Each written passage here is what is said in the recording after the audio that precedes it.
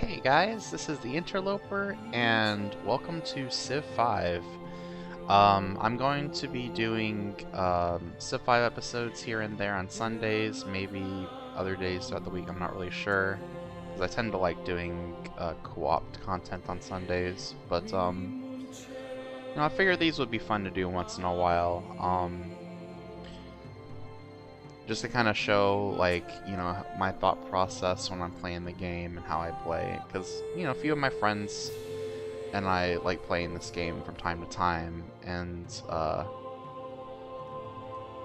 I think they've been curious about how I play the game, uh, like how I choose my text, how I select tiles and stuff. Now, I'm not saying that I'm an expert at the game by any means. I certainly don't like optimize the way like a competitive player would or somebody on Deity would. I normally play on either King or Emperor, so like difficulty 5 or 6, and that's out of 8. Beyond that, it becomes very tedious, and you're just playing against CPUs who have just gross advantages over you from the get-go. I don't find that a whole lot of fun. I kind of like to mess around and play how I like to play. So what I think I'm going to do for this particular Let's Play, we're going to go into single player and set up a game. So yeah, the last game I played was on King. Normally I like to play on King when I'm just playing casually. Emperor's when I kind of feel like amping it up a little bit, give myself a little bit of a challenge. Mortal and Deity tend to be a little bit limiting in how you play though. At that point, you have to start like being really aggressive against the AI, and I don't know. You go to war a lot too as well. Like you kind of have to. You have to take their stuff, otherwise they're just going to grossly. They're going to overcome your population just from their sheer abundance of advantages over you, no matter what you do. But I'm not really much of a warmonger. I only go to war when I have to, or when I'm defending myself. That's just how I play. So with that said, do I want to do King or Emperor?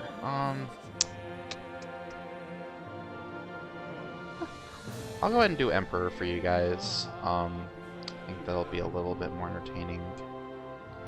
As for a leader, leaders definitely impact your playstyle, I'd say, because they all have an ability and they have a couple unique units or buildings that really give you an advantage, or at least they should, during the era that you make them. And of course, the ability should determine that as well, like just how you end up building your empire. Some are obviously better than others from an objective standpoint. Usually if you go for a science related civ, you should go for science, and you're just going to dominate in that field because nobody can really catch up to you, especially if you know what you're doing. Let's see. As you can see, I'm playing Brave New World. You don't play Civ 5 with if you play Civ 5 without Brave New World, I highly suggest getting it. It makes the game so much more entertaining, so much more to the game. Don't get me wrong, the original was great, but it had its issues and it was missing a lot of content that a lot of people from Civ 4 would have liked to see, because it was kind of a step back in a way. I know Civ 6 is out now. I've heard a lot of people really like it, and they didn't cut it down like they did with Civ 5 initially. But I'm kind of waiting for it to go on sale, so we'll see. For now, though, I'm gonna do some Civ 5. I don't know who I want to play. I feel like I want to try.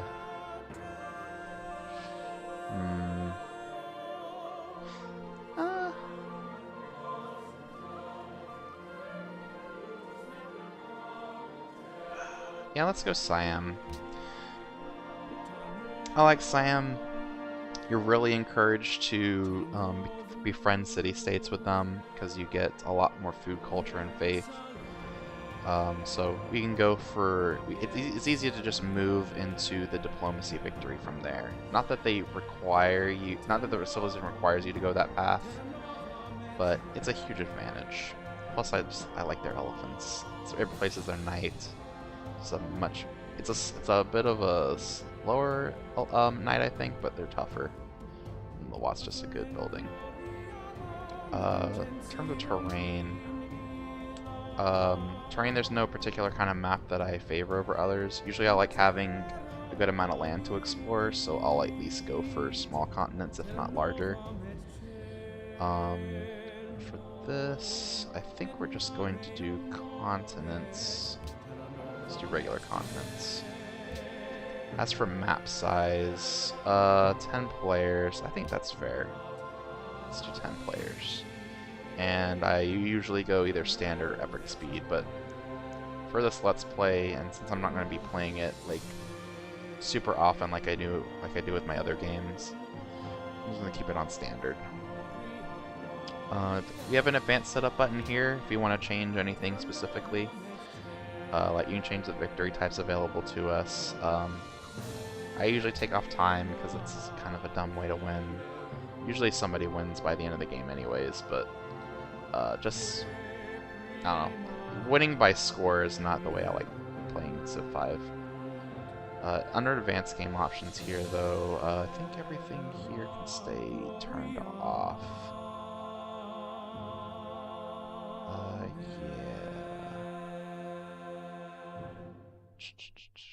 Yeah, some of these are interesting, like the One City Challenge. It's cool. But I'm not gonna do that to myself.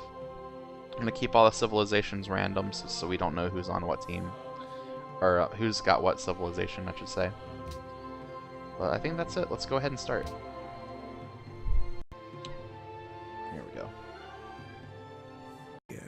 You are the ruler of Siam out of the Khmer Empire until the 13th century AD, when your ancestors revolted. I have like issues with Civ loading in a reasonable time, but there we go. We got it.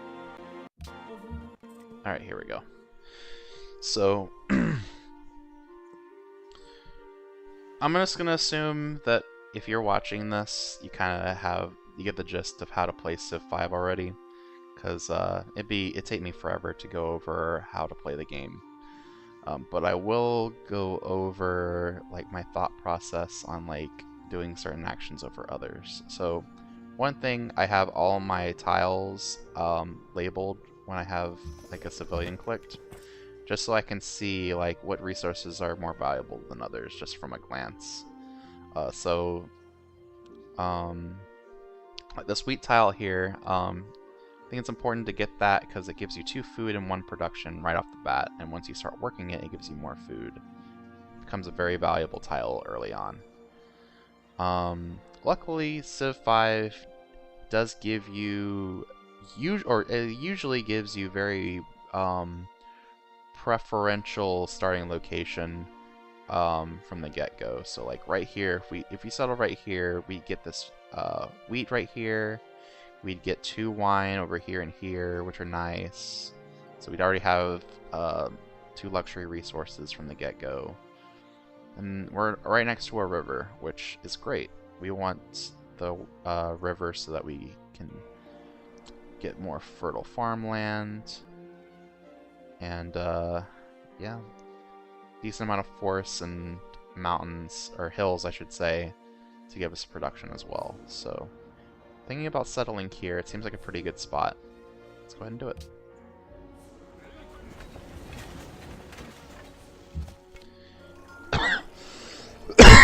Oh, excuse me. Alright, so with our warrior, we want to start scouting. The city will be able to protect itself pretty well against barbarians. And we found a ruin right away. Let's see, tech tree. So we have 4 treks that we start off with. They recommend pottery, and usually that's the one that I like to take. But I like looking at our land around us to see what we're gonna want to work towards in the future. Since we have 2 wine, we definitely want to grab calendar soon. That's not the first thing we need to grab. But it just so happens that calendar comes right after pottery. So probably just going to grab pottery to begin with. Granary is also very nice to grab, as is the shrine, since getting a religion early helps a lot. So let's go ahead and pick pottery then. Animal husbandry, we could grab that because there's some deer here, and it'll revere horses, but we can grab that second. Archery, I'm not too worried about, and archery doesn't lead to anything super useful for a little while. Watermill's nice, but we have other priorities. And then mining here, useful for improving the hill tiles like these. But we only have a couple, and again, it's not as important as getting calendar and our granary and stuff set up. So let's go for pottery. Now for production, I like starting with a scout every time, unless it's like islands or something, in which case it's not really that important. But since we're on continents, it's a pretty big landmass, so we want to start with a scout. Some people like to start with monument, but I like just grabbing it right from the get-go with social policies. Though I think they changed it since I last looked. It's in the tradition tree here. Oh no, it's the third one you get. I like just getting it with legalism. If you adopt tradition first, you'll get a boost from this alone, so you don't really need the monument from the start. And then only on the third one in, you'll get legalism, which will give you a free culture building in your first 4 cities. And the first one you'll get is a monument. Let's go ahead and grab this ruin. 65 gold, pretty nice. Let's go ahead and end our turn. Not a whole lot that we're doing in the beginning of the game, we're just exploring. There's another ruin. End our turn.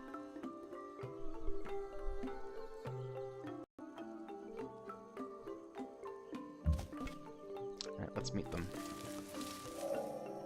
The haft of the arrow. Ooh, we got a new we got a tech anyways, we got archery. It's pretty nice.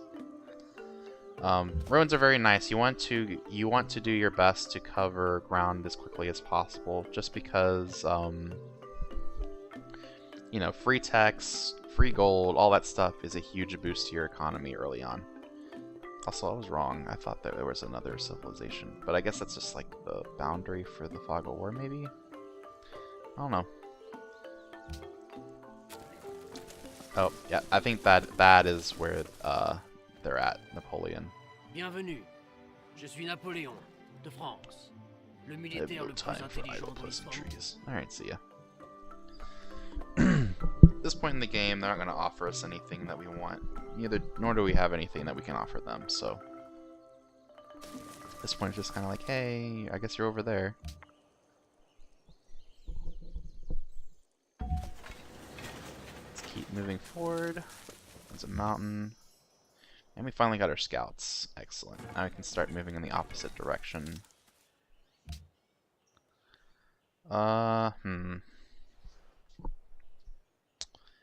Sometimes I'll get a second scout, especially if it's Pangea, but I think one scout's fine.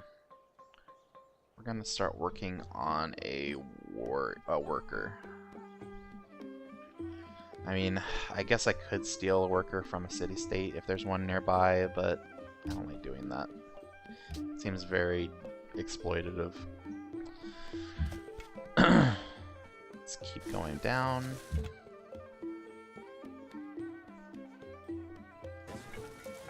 Oh, we found the coast. It's good to know. Looks like we're on the south side of the continent, which isn't too bad. Looks like Napoleon found a ruin that upgraded his scouts into archers. Scout archers are amazing. So not only do they allow you to upgrade your scouts as you're progressing up the tech tree, but they can also actually fight. Alright, yeah, we are in the very bottom of the continent. Good to know.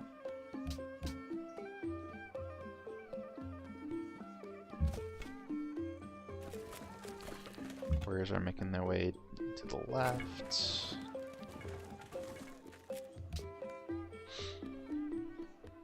At this point, we're just waiting for stuff to happen, trying to see what's nearby. Shall the clay say to him? Alright, we got pottery, nice. Oh, there's a ruin that we want to grab. Oh yeah, we're in the very bottom. Alright. Kind of a good and a bad thing. For one, we're not in the middle of the continent where everyone can attack us and covet our land and stuff. But on the other hand, we're going to need to expand upward fast if we want land. We don't want Napoleon taking everything from us. I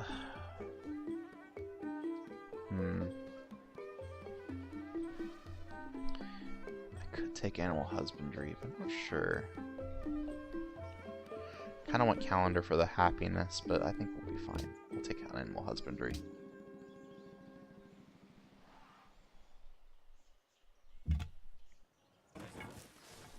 Get up on this hill. We'll take this ruin. It's a pretty crappy one. Just reveals a nearby area to an extent, which, while not awful, it's probably like the worst one. Like, I would take almost any other benefit over that. I guess the only other bad one is the one that reveals barbarian camps, which I don't really care about.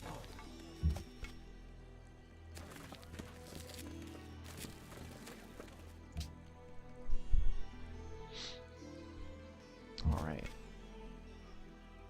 Let's get you over in this. Oh, we found a city-state. It's another ruin. Let's try to grab that if we can.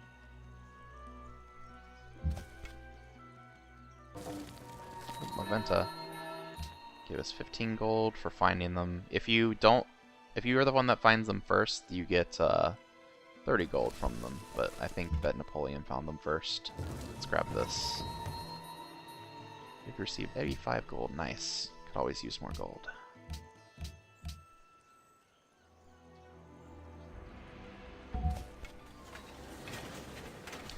We're gonna trespass Claventa's lands.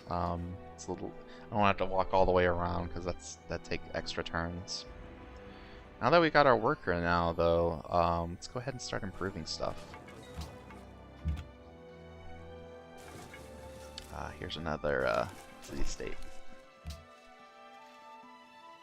We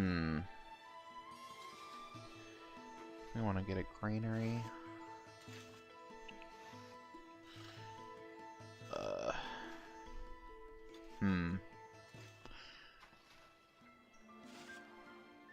Do I want a military unit? Now let's get the granary. I think if we need to, we could just buy a warrior. Yep, I know I'm trespassing.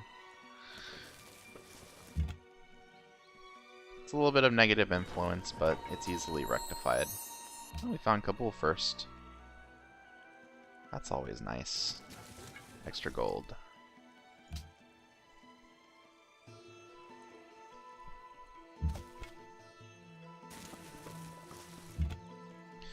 I think that's probably the last room we're gonna find, because... Oh, we found another one. Never mind. We're getting very lucky with the ruins. There are some games where I only get like 1 or 2, because they get gobbled up.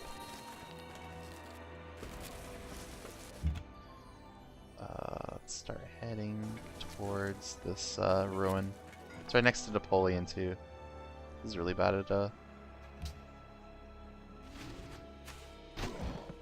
at finding the ruins near him. Alright, we're gonna have to keep an eye on them because we don't want them grabbing our workers. Thou shalt not muzzle the ox when he treadeth out the corn. Alright, nice. Let's cross the river. And we get the ruin. Nice. Got trapping as a free tech. That's great. Wandering birds do not fall into the same traps or nets twice. Fantastic. Alright, what's up here?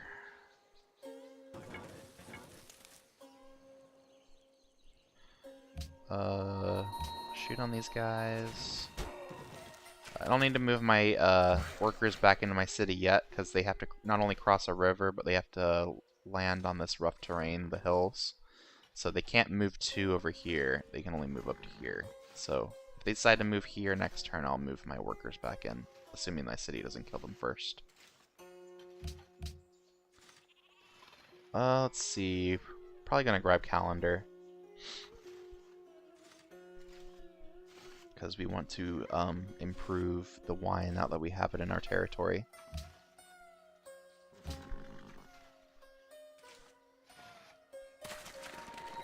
Oh, there they are. Anything over here? It's decent looking. Let's get on this mountain, take a look around. Alright. Maybe you'll be able to finish them off. Nope, not quite. So we're gonna move our civilians back into town.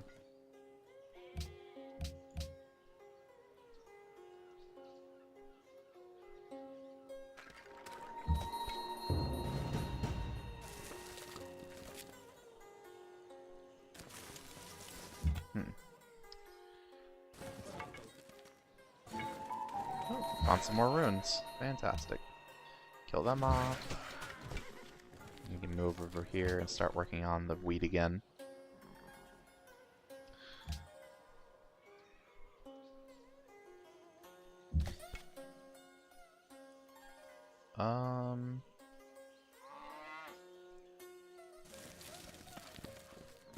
Ooh, ruins. We are getting really lucky with these. Awesome, we got archer scouts. They're the best part of the game, I swear. They can move over rough terrain just like scouts with no movement penalty, but now they're also archers. And you can keep upgrading them. Also, our wheat's done. Fantastic. Let's move over here. Excuse me.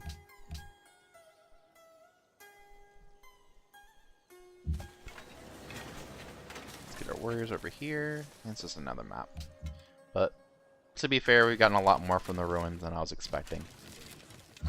So, hard to complain.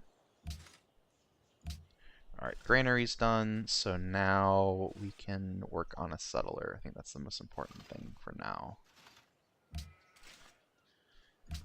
We just got a population, so we can afford to start working on a settler now.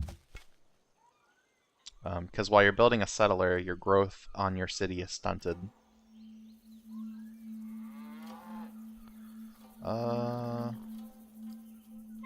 Actually, let's have you start heading back to town. You can start looking over here. You got warriors and an archer, okay. Makes sense. World's busiest people. It's pretty good. Alright, we got our first policy. We're going to put it in tradition. We could take liberty. Some people like doing that if they like going for aggressive expansion. But I find that tradition tends to be the best if you're not really sure what you're going to do, or if you're just going to build small. Not really worth taking honor or piety. Maybe honor if you're fighting a lot of barbarians. But I don't think we're going to have too much of an issue with them. We're kind of in the corner of the continent. And Napoleon's right next to us, so he's going to be more of a threat to us than barbarians ever will be. And then piety, I mean, you can take that as a secondary tree, but I wouldn't take it as your first one. This ability isn't that great. And all of these other ones are decent. Usually if you go piety, you go for the Reformation here, because you get a bonus, you get an extra bonus once you get your religion. And it tends to be a very good one. Let's go ahead and go tradition. The reason you go tradition is because you get 3 culture in your capital per turn. So we went from 1 to 4, so that means our next policy is going to come at us in 8 turns, roughly.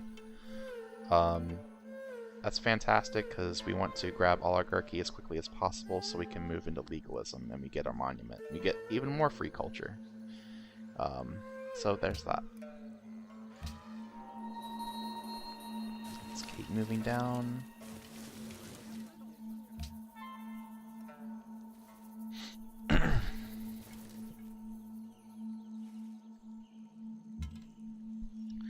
Paris. I think I'm gonna have our scouts start moving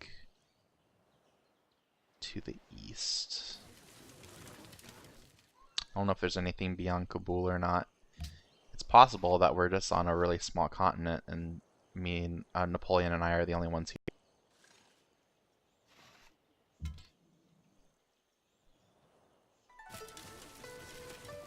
So let's find out. Somebody's already got a religion going. I really should be building a shrine, it's just I don't... There's always something else that I want to do in the meantime. It's looking like this continent's just very small.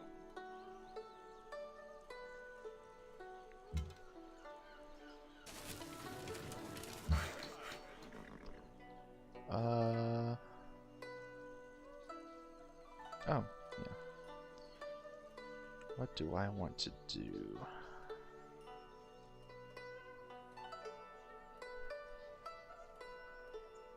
Let's go ahead and build a thing there.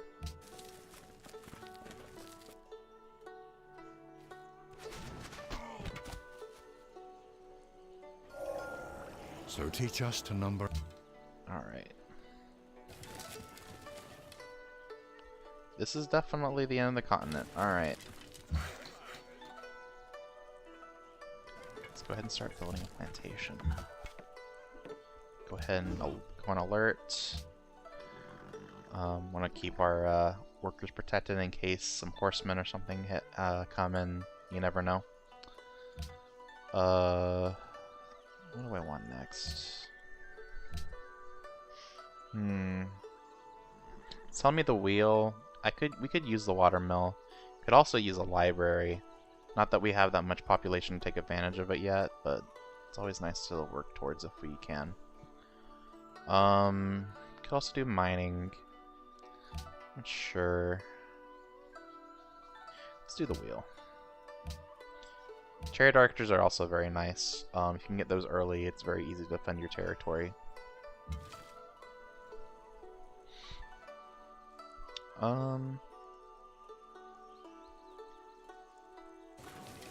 Yeah, damn. I was expecting this continent to be a lot bigger. Not complaining, though.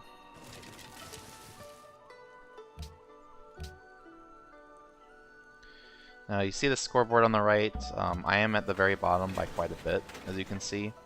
And that's because the AI does get a huge bonus for this being Emperor difficulty.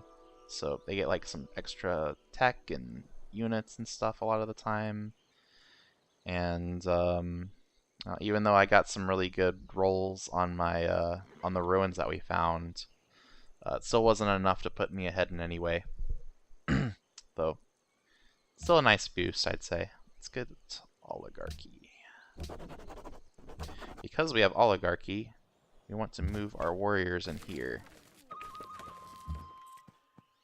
So we don't lose gold per turn.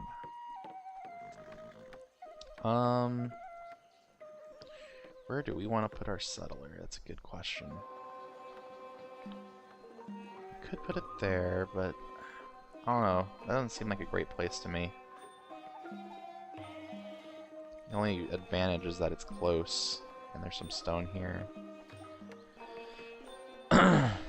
We naturally, when you're looking for a place to settle, you want to look for some place where there's natural resources as well as luxuries. Luxuries are probably the most important because luxuries will basically cancel out the happiness loss from settling.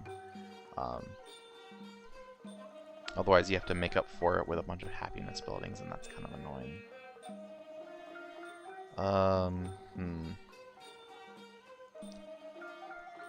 Could settle here, but this is actually not a bad spot. It's very aggressive, and it's in the middle of a bunch of jungle. so like it wouldn't have a lot of production. It'd mainly be just a high population city. But once we get universities in the Middle Ages, then you start getting science from all these jungle tiles, and that's pretty damn good. Napoleon actually started in a very good spot just because he's surrounded by jungle, so his science will skyrocket once he gets to universities. But I mean, we're still pretty close. We also have a lot more production than he has right now. It's already settled as well. We don't have that many great spots to settle actually.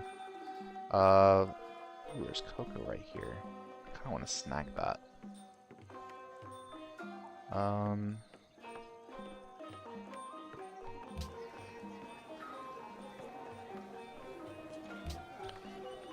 don't think I can go out that far though.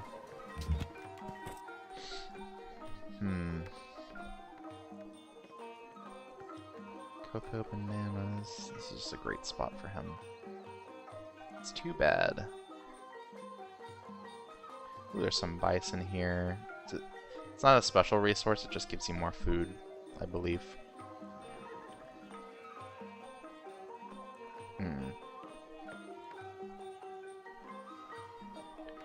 Ooh, we do have ivory here. That's good. At least we have a second source of luxuries. Yeah, this is not an easy choice. Because none of these, we don't have that, there's not that many luxuries on this continent. There's some copper over here, but that would really separate our cities, and that's bad, because Napoleon could cut us off. Usually when you're expanding and there's another civilization that could potentially mess you up, you want to keep your cities well defended, and the best way to do that is just to have them kind of close together. So the further out you go, even if it might give you some good resources, you want a way to defend it. And it's hard to do that early game. You could build some roads, but that's about as far as like you can go with defenses at that point, if you're building that far away. It also takes time to build roads as well. I don't know how aggressive Napoleon's going to be. I think traditionally he is kind of aggressive. Do we just want to get some more wine? I mean, it's not great. There's so much wine around us. I could try to monopolize it. There's wine right there too. We might just take this spot because it's a coastal city. There's some fish here. There's 2 more wine right next to Kabul. And we might be able to grab this spices actually, now that I think about it. Actually, yeah, we're going to go for this because they're of the spices. It's the best spot, and even though this isn't too bad, we're not really getting anything from it. We could possibly get the cocoa, but I'm sure Orleans is going to grab it. And Levent is going to grab these gems for sure. This isn't a bad spot either, though. This would probably be my 3rd city, actually, so let's go for the coastal city.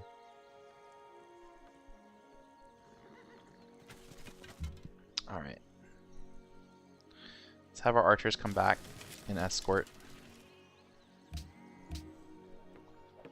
Because the last thing you want to do is to send a civilian unit out into the wild by themselves, only to get attacked by barbarians, and then you have to go rescue them. That takes so much time. It's not worth it. You're just better off putting a military unit on top of them. Caravan. We could use the money, actually. Let's do a caravan. In Brave New World, as opposed to the previous expansion, it's hard to get gold from tiles. Usually you're going to get them from wonders, or especially from caravan trading. So it really just... I like the fact that it discourages you from going to war in a way. Because if you go to war with somebody and they're like one of your few neighbors, then you lost a source of income. So I feel like since Brave New World expansion came out, AI has been a lot less aggressive.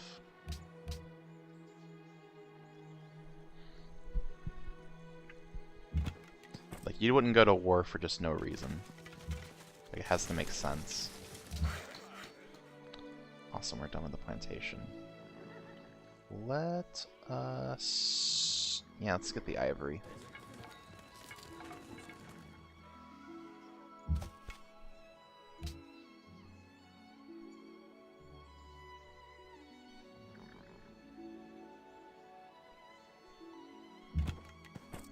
Desires cocoa.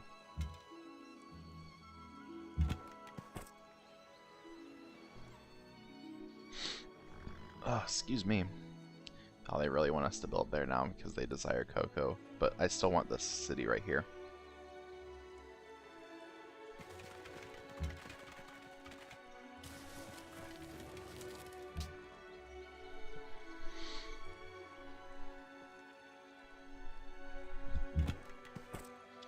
All right.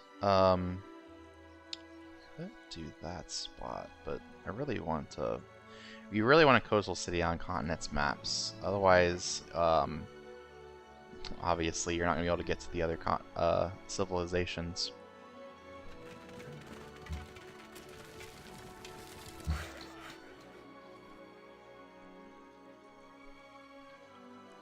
Forest plains.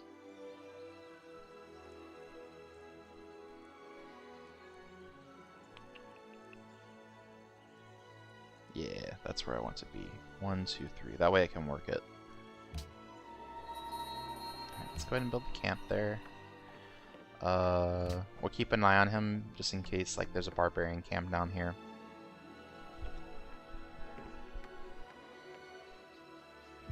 Luckily though, not too much harassment yet from either Napoleon or the barbarians. Alright, let's go ahead and put them on alert. We'll be getting a new policy soon for free monuments. I'm not gonna worry about that. I think the most important thing is getting get a granary going.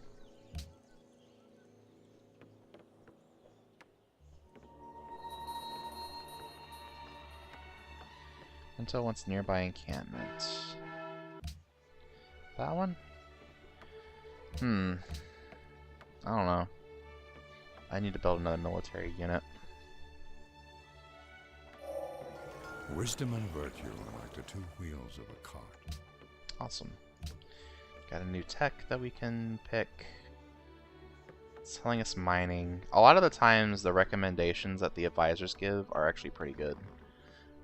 Usually you only want to overturn them when there's something specific that you want.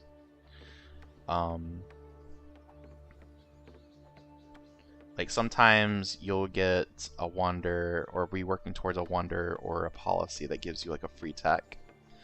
So sometimes you want to go aggressively go for higher tier tech so that once you research it, once you get the policy for the free tech, you can pop that really high tech that would take like say 20 or 30 turns to research normally, but then you get it instantly. That's a lot better than getting a tech that takes 8 turns to research, for instance. Guess we'll do mining. Could do writing, but I'm not too worried about that quite yet. Yeah, let's do that. And we have access to a good number of military units already. We could build horsemen and actually no, not horsemen. We can build the chariot riders if we wanted to. Let's trade with Orleans. Give each other a little food and science.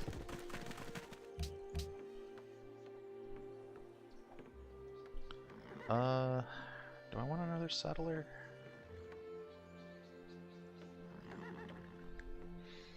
Kind of want Sukhothai to grow a little bit, though.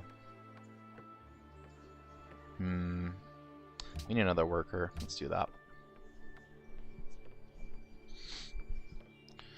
I generally like to have 1 worker per city, minimum.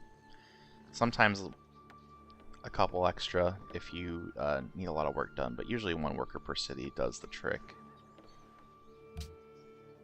Let's keep going. We're not last anymore, that's good.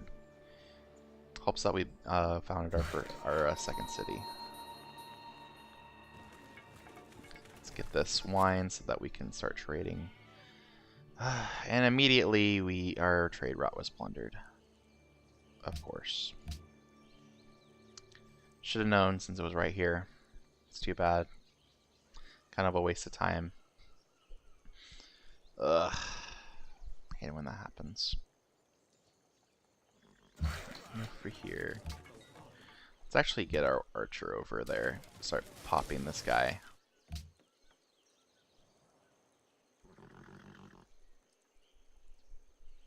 The meek shall inherit the earth, but not its mineral rights.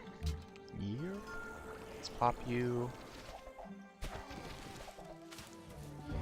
You want cocoa, 5 citizens. Cool, cool.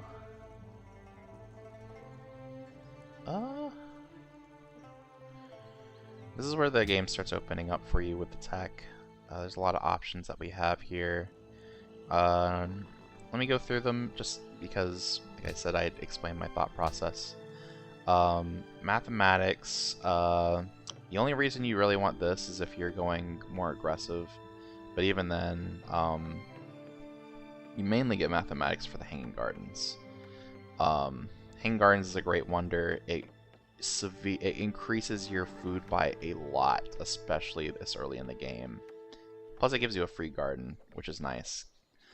Courthouse and the catapults, they're okay. Courthouse is great if you're going for a warmongering civ. So grab that if you are looking to wage war early on. I'm not, so I'm just going to kind of skip it for now, probably. Horseback riding, again, it's more for warmongering societies because of the horsemen. Horsemen's great this early because of how mobile they are. But there's also the caravanserai, which is okay for making a little bit extra money, increasing your trade route range. Circus Maximus is great for happiness. If you're really hurting on happiness and you don't have that many luxuries, grab horseback riding, you get circuses and the Circus Maximus for that.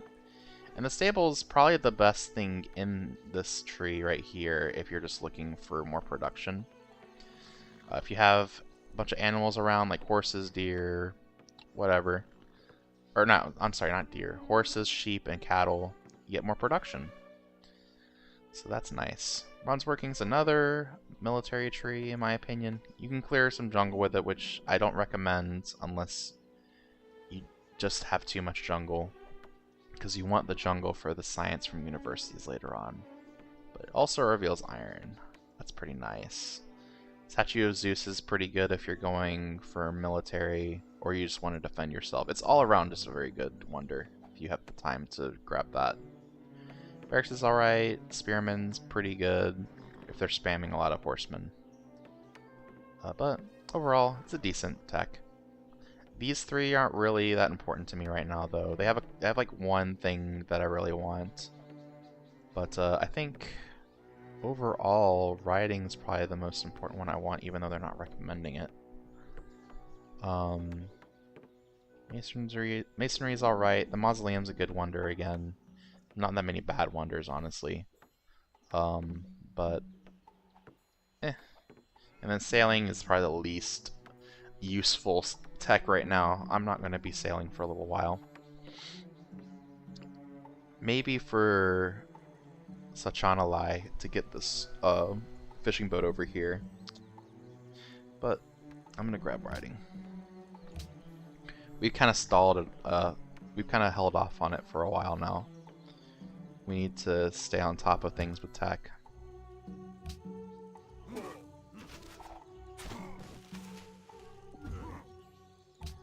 Yeah, get shot at.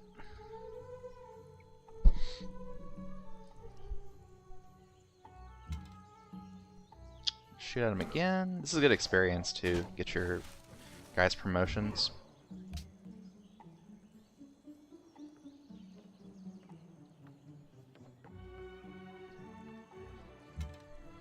Just waiting at this point for stuff to happen.